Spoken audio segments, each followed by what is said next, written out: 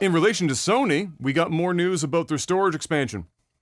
So we talked about this way long time ago. About the, when we were discussing the, this is before the consoles even launched, where it was the differences between how Xbox and Sony were going to tackle storage expansion for their consoles. Which is a relatively important topic because, of course, games are getting bigger and bigger in size, and you only have so much room, and depending on who you are, some people like to just hoard their games and have them all installed at the same time. They're not the type that likes to, like, uninstall them and reinstall later on. They want to just keep, like, 30 fucking games installed at a time. And so becomes an important topic because both consoles only came with a terabyte of storage, and I say that loosely because I think the Xbox really ended up after operating system and everything. I think they're in the 800 gigabyte territory, and I think PlayStation is using not even a 1 terabyte drive. I think it's an 800 and something that ends up spitting out 660 something gigs. So they're not even a terabyte apiece on either side of the fence. And when you take into consideration how big these games are getting, that's not a lot of space. So these expansions, like I said, become important. PS5 just certified their first drive. It's still in beta. All this stuff is in beta. And in fact, the firmware that even allows you to expand your PS5's internal storage right now is only rolling out, like, starting today. Like, people are only now just starting to get the beta version of the firmware that would allow them to test this functionality out. It's not even confirmed to be working for sure. But they did certify their first NVMe drive today. And that's the Seagate Fire CUDA 5300, right? No, 530, sorry. Extra zero added. So the Seagate Fire CUDA 530.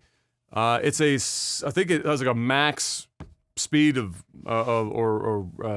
read or write, I can't remember which one, of 7700. That's really fucking fast. It's faster than the internal of the PlayStation in terms of raw numbers. But that's the one that they've greenlit. So, at least for now.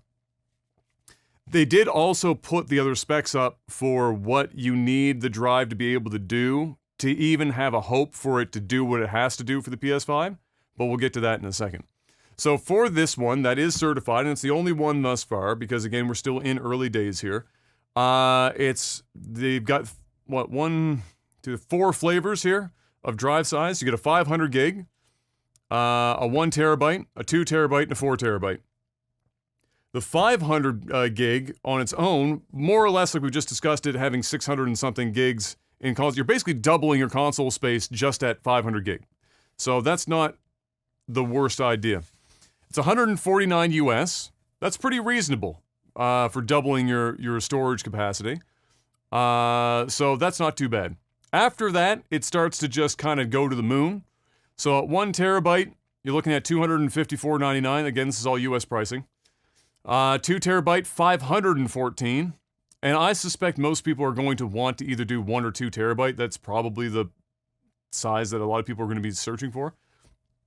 And then the 4 terabyte is, don't even think about it, $999 US. Just don't even field that idea. If your ass is stupid enough to spend nearly twice the cost of the console on upgrading the fucking storage, you're a lost soul. But the option's there. If you want to go that route, I guess all the fucking power to you. But $999 for a storage expansion might be a bit steep. I think that 149 to 500 is fine. I think you can almost get away with the 254 at 1 terabyte. But anything higher than that, I mean, 2 terabyte for 514, you're already like the price of the console. That's just going to be a no. You're going to wait until these things come down in price before buying into that shit. So that's where we're at right now. There are other options. It is just that they're not certified completely. So there is an outline that Sony posted that kind of goes over this whole thing.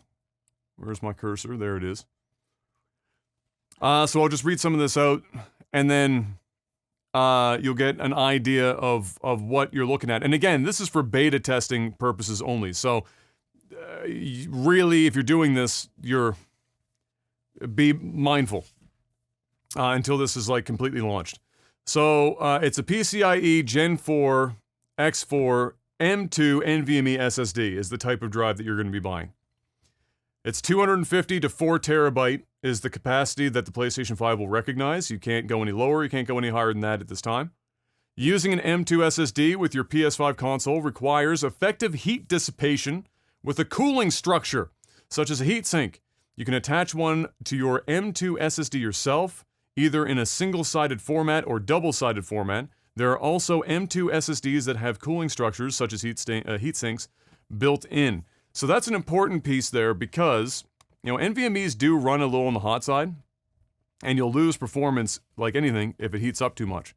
And so you're going to want to have one that has a decent heatsink on it, and it will be definitely one of those things where YouTube channels that properly test the thermals for several drives will come in handy here in the future when we start testing these things out to see which ones will even work. This is all quoting from Sony, by the way, this following. You should carefully review drive specifications prior to purchase and contact the vendor or manufacturer if you need further information. Sony, SIE, Sony Interactive Entertainment cannot guarantee that all M2 SSD devices that meet the described specifications will work with your console, and assumes no responsibility for the selection, performance, or use of third-party products. So, even as it stands right now anyway, until you wait for Sony to update its whitelist, which is the drives that they give the 2 thumbs up for, they can't guarantee that a drive, even if it meets the spec that they're providing, will actually do what it's required to do, and are assuming no responsibility or liability for that. Not all games are necessarily playable with the exact same performance provided by the PS5 console's internal ultra-high-speed SSD, even where the M2 SSD device's sequential read speed is faster than 5500. So again, that's reiterating that. Even if you can get faster than that, doesn't mean it will work. The majority of M2 SSD devices with the above type numbers, and M key type 2230, 2242, 2260, 2280, and 22110, and without a built-in cooling structure will fit the PS5 console's SSD slot. However, sizes for cooling structures like heatsinks vary greatly. If you are not sure if an M2 SSD or cooling structure such as heatsink you're considering meets the size requirements outlined here, we recommend looking for another product option or contacting the vendor or manufacturer for more information. So like the really important bits and pieces here are, if you are really interested in doing this right now, well, it's still in beta, is one, you know that there's only one whitelisted drive. That's the FireCuda 530 right now. You might be able to get other ones to work, but they're not going to guarantee it right now. 2, you're going to need some sort of cooler. I don't think the FireCuda 530 has one. No. Unless it's in the box and not on the stick itself, then it doesn't seem like it does, but maybe it does. Either way, you're going to have to wait and see. You might want to wait and see until some of these tech YouTube channels have bought some coolers and seen which ones will actually fit inside the PS5's little slot before you go out and spend some heinous amount of money to expand your PS5 storage. So that's where we're at with Sony's PS5 storage expansions right now. It's not pretty. It's not elegant. It's not particularly consumer friendly. I'll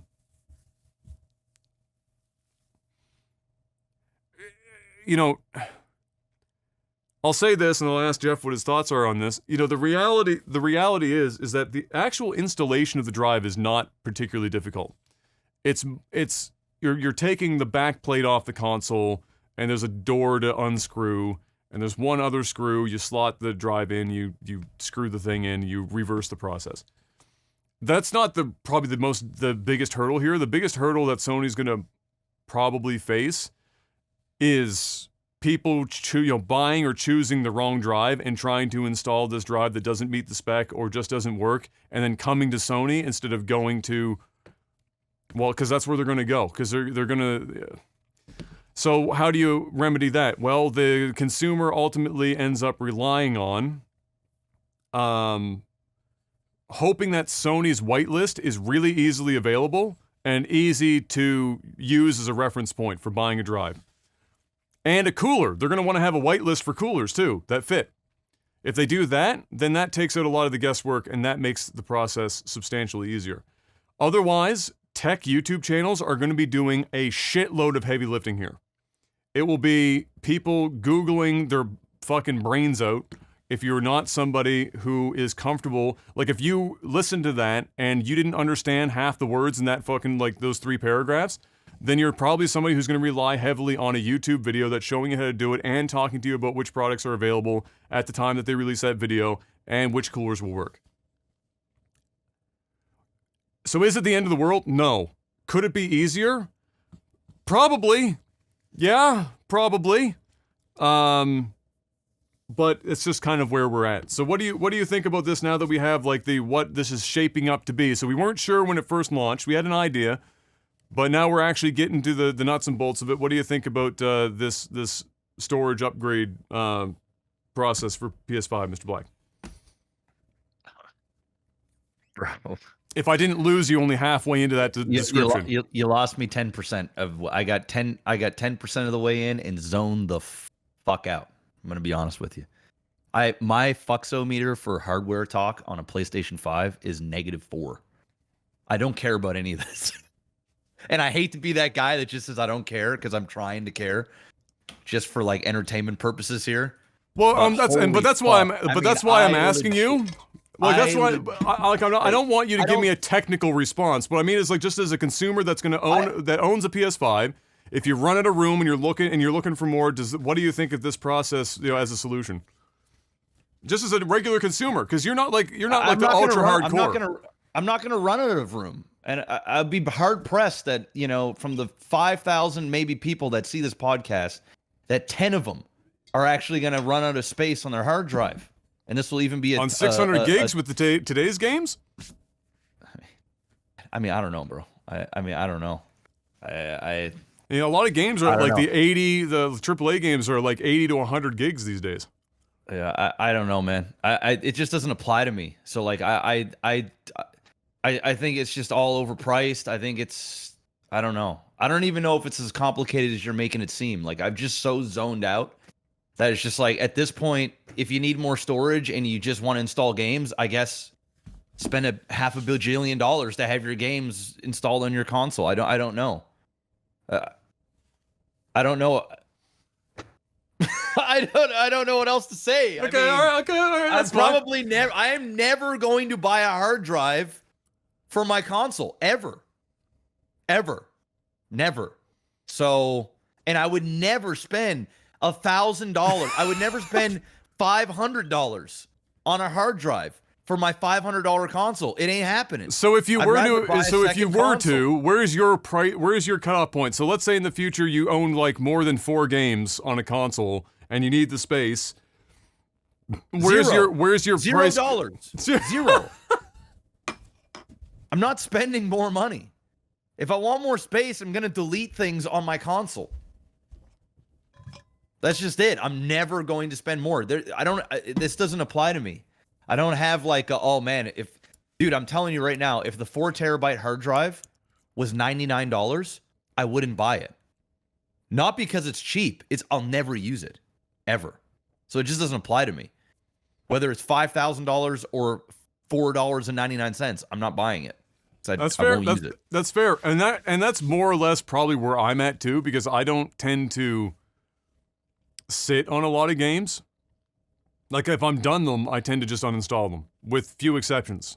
So but you know what I learned over time is that we're in the minority on that bad boy. Most people just install shit and leave it installed and never like to uninstall anything. And some of that is because they go back and play, but a lot of it is because they have internet caps and they don't want to download 120 gigs again, or it takes them fucking forever because their speed sucks. Or other reasons similar to that. There are still solutions to that for those people, and we did talk about those before as well, which is you can use external hard drives. In both instances, to my knowledge, I know for sure with Xbox, where you can offload games that are on your internal drive to an external. You can't play them, but if you want to in the future, and when you want to just use your internal hard drive like you would, Jeff, you can just shift them from the external hard drive back on so you don't have to re-download them, spend your data caps, or waste the time if you have slow internet. You can use that route. And obviously, standard hard drives, way cheaper, way more space, so that's not a problem. You go buy a 4 terabyte fucking regular ass hard drive, it's not going to cost you $999 fucking dollars to make that happen. So, you know, there are options for that. But yeah, I mean, for the people that are likely to fall into this, and if I would love to know data on this in terms of previous console generations. How many people bought expanded storage for the various models of console, whether it's PS3 or an Xbox One or a Xbox 360? Because I know a lot of friends that had 360s that did buy the external hard drive, you know, stuff, for example. I didn't know as many people that did the PlayStation side. I'd love to know the percentage of people that actually make use of this stuff. I would love to know that number, because it would certainly give me a better idea as to why Sony thought that this was ever going to be like a good idea. Because both sides are not consumer friendly, but for different reasons. Xbox's is proprietary, so you pay a price premium for a slower drive. Not that it matters, because the Xbox can only use it basically matches the internal drive and its speed. But it's proprietary, so you pay a premium for the proprietary drive. But it's also, you buy it, you plug it in the back of the console like a memory card, and you're done. There is no taking your console apart, there's no looking at whitelists, there's no is this heatsink going to work, etc., etc. You just buy it, plug it in, done. But the pricing, because of the proprietary nature, is not consumer friendly. And PlayStation, on the other hand, is giving you options in that, you know, their whitelist will be long. There will be multiple, you know, Samsung will get in on this, Western Digital will get on this, Seagate will get in on this, etc. There will be multiple people that will meet this spec and probably make the whitelist. So it will give them more options, but it's a much more complicated, in order to give people that freedom, you end up making the process a little bit more complicated and not as plug and play and easy, and you know, not have you be concerned about the buying or the installing process. So, for different reasons. Either way, we'll wait and see how this turns out. It's nice that this is finally happening. Now we're gonna finally see when the tech YouTubers and stuff start testing all of this stuff, how it all works and whatnot, and more interestingly, probably in a year's time from now, what prices look like. Because right now, obviously, first adopter pricing is gonna be fucking nuts. Super high, and next year it will be a bit better. So we'll have to wait and see how that all comes together in the coming weeks, at least for beta testing. So we'll try and keep on top of that.